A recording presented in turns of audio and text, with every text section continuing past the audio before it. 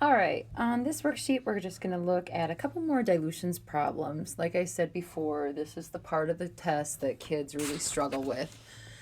So let's take a look at this first example. You have a student taking 5 mils of a concentrated acid, and the concentration of that stock container is 450 nanograms per milliliter. So they take that out of the stock container and they add it to a test tube 1 that already has 5 mils of distilled water in it. So I would actually draw that test tube and say that I have 5 milliliters of distilled water in it.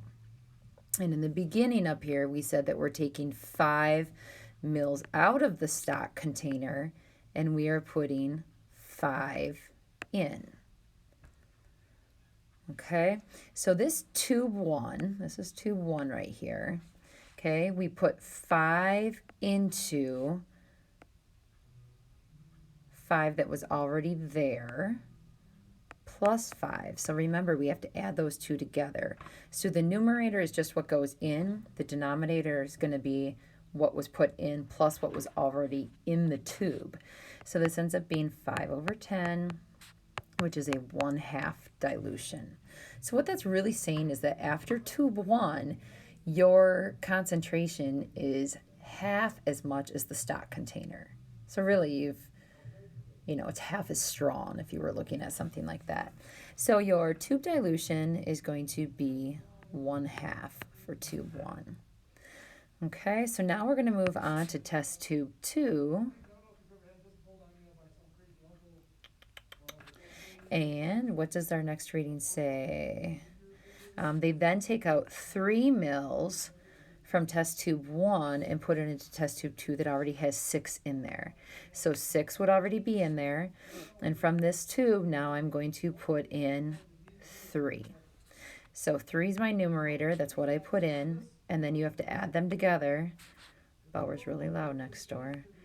3 over 9. So that tube dilution is 1/3.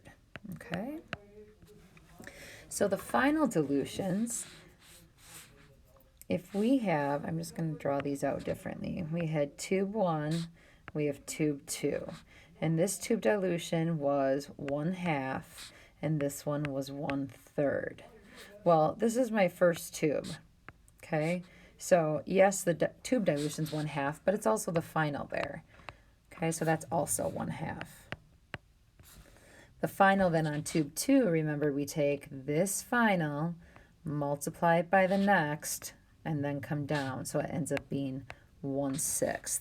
So the final dilution after tube 2, this is essentially saying, or literally saying, that it's 1/6 the concentration of the original stock container.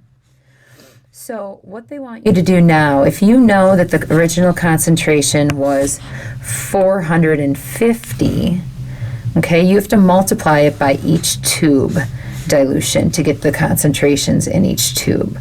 So let's see if I can move my screen up without screwing this up. If the original is 450 nanograms per mil, and tube 1 has a dilution of 1/2. That is 450. Oh, dang, I don't have a calculator here. Let's go old school. 2, 5, 2, I'm really stupid. 225. 225 nanograms per mil. Okay, the easiest way to do concentration in tube 2 is to take that tube dilution times the original. So I go back to the original, nanograms per mil, and that's 1/6. So if I do 450 divided by 6, 7, oh, that's a pretty one. That's 5. That's going to be 75 nanograms per mil. So if you're looking at these concentrations, this is a high number. And if you think about it, the original stock had 450, and you really only diluted it by half. Okay? So it's half as concentrated, which 225 is half of. If I'm looking at 75, well, I started with 450, and basically after tube 2, I've divided that by 6. So it's only 75 nanograms for every mil. So this is a lot more diluted than the original concentration, even more so than tube 1. Okay, let's go over to the flip side. And here, well, this one's gonna be ugly. Okay, teacher takes out 50 mils from the stock container, whose stock container concentration is 500, and does a serial dilution in 5 tubes. This is basically what you guys are doing in ELISA. Each tube has 50 mils of distilled water already in it. So let's draw 5 tubes. Okay, those that have done this lab already know that you're working with these tiny wells. 1, 2, 3, 4, 5. Okay, there's already 50 in each.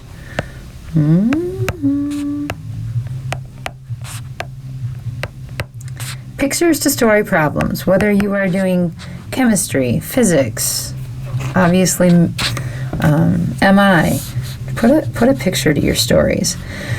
Okay, so we're going to take 50 out of this stock container up here, and we're going to put 50 in. And then you're going to do serial dilutions. I didn't really explain that, but you're going to take 50 from the prior well and put it into the next. So then we're going to go 50 into here, and then we're going to take 50 from this one and put it into here, and then 50 from that over here, and then 50 in here. This is what happens when Lemoy makes up her own worksheets. So the tube dilutions for each of these is just 50 over 100, which is 1/2. Okay, 50 over 100, 1/2, 1/2, 1/2, 1/2. Now the final dilutions, if we were to draw again, here's your wells. 1, 2, 3, 4, 5.